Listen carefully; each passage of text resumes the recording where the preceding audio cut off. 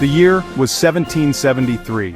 A chill settled over Boston Harbor, but a different kind of chill gripped the hearts of its colonists. This was not the chill of winter, but the chill of discontent. For years, tensions had been simmering between Great Britain and its American colonies. The issue at hand? The fundamental right to self-governance and fair representation. A seemingly insignificant beverage, tea, would become the unlikely catalyst for an uprising, forever etching its place in history as the Boston Tea Party. The Boston Tea Party was not a spontaneous outburst of anger. It was the culmination of years of growing frustration and resentment towards British policies. The British government, burdened by debt after the costly French and Indian War, looked to its American colonies for revenue. A series of acts, such as the Stamp Act and the Townshend Acts, levied taxes on goods like tea, paper, and glass, further fueling the colonists' ire. These acts were seen by the colonists as a direct assault on their rights and liberties. They argued that they had no representation in the British Parliament and therefore had no say in the taxes imposed upon them. This fundamental principle, no taxation without representation, became the rallying cry of the burgeoning resistance movement. The stage was set for a dramatic showdown. The fate of a nation hung in the balance, all sparked by a simple cup of tea. The relationship between Great Britain and her American colonies had been strained for years leading up to the Boston Tea Party. At the heart of the tension was a fundamental disagreement over governance and representation. The colonists, accustomed to a degree of self-rule, bristled at the imposition of taxes and duties levied by a distant parliament in which they had no voice. The seeds of discord were sown with the Sugar Act of 1764, which imposed taxes on molasses and sugar imported from non-British colonies. While the act was intended to regulate trade, it was seen by the colonists as a thinly veiled attempt to raise revenue at their expense. The colonists' outcry prompted the British Parliament to repeal the Sugar Act, but it was a temporary reprieve.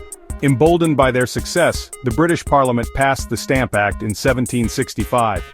This act required colonists to purchase stamps for various legal documents, newspapers, and even playing cards. The Stamp Act sparked widespread outrage and organized resistance. Colonists formed groups like the Sons of Liberty, who took to the streets in protest, often resorting to intimidation and violence to enforce boycotts of British goods. The British government, taken aback by the vehemence of the colonial response, repealed the Stamp Act in 1766. However, the damage was done. The colonists had tasted victory and drawn a line in the sand. Taxation without representation was not a principle they were willing to compromise. The stage was set for a dramatic showdown. The fate of a nation hung in the balance, all sparked by a simple cup of tea. By the eve of the Boston Tea Party, the city was a powder keg of conflicting loyalties and simmering resentments. On one side stood the Sons of Liberty, a clandestine organization formed to oppose British policies and champion the cause of colonial rights. Led by firebrands like Samuel Adams and John Hancock, the Sons of Liberty were adept at mobilizing public opinion and orchestrating acts of defiance against British authority. These men were not rabble-rousers, but respected members of colonial society, merchants, lawyers, and artisans who believed passionately in the principles of liberty and self-governance. They understood the power of symbolism and propaganda, using newspapers, pamphlets, and public demonstrations to rally support for their cause. On the other side of the chasm stood the Loyalists, colonists who remained steadfast in their allegiance to the British Crown. Many were government officials, merchants with strong ties to British trade, or recent immigrants who still identified closely with their mother country. They viewed the Sons of Liberty as dangerous radicals, their actions bordering on treason. The weeks leading up to the Boston Tea Party were marked by escalating tensions between these two factions. Loyalist businesses were boycotted and their homes were often vandalized. The Sons of Liberty held public meetings and rallies, their fiery rhetoric stirring the passions of the crowds. The city of Boston became a microcosm of the larger conflict brewing between Great Britain and her American colonies. As twilight fell on December 16, 1773, an air of anticipation hung thick over Boston Harbor. A group of colonists, some disguised as Native Americans, gathered at the Old South Meeting House. Their target 3 British East India Company ships laden with chests of tea, the Dartmouth, the Eleanor, and the Beaver. Inside the meeting house, the air crackled with tension.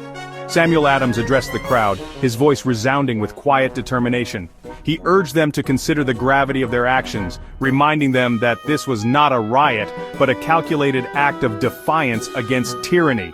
With a resounding vote, the decision was made. As darkness enveloped the city, the colonists marched toward the harbor, their footsteps echoing through the cobblestone streets. They boarded the ships, the scent of salt air and tea filling their nostrils. With each chest they heaved overboard, a collective roar erupted from the crowd gathered on shore.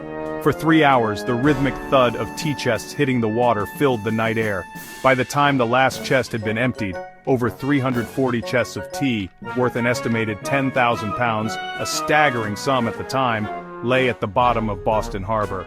The colonists, their faces illuminated by the flickering lanterns, had sent a powerful message to Great Britain.